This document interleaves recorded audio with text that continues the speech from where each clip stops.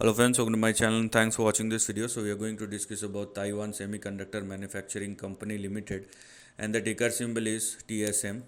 Now this is what we are, let me zoom this chart so that you can clearly see the current move.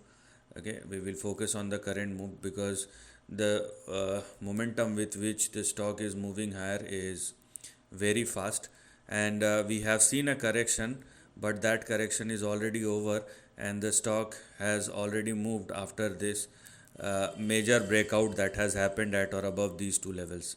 So yes, the stock has been going through from a major correction, but we have a breakout at or above 135 and 146 moving forward.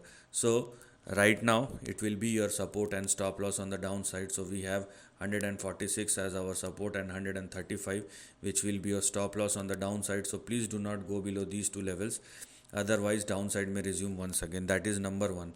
Now number two is what lies ahead. So what to expect, because the stock is technically trading at its lifetime high. So what to expect in the years to come for TSM stock.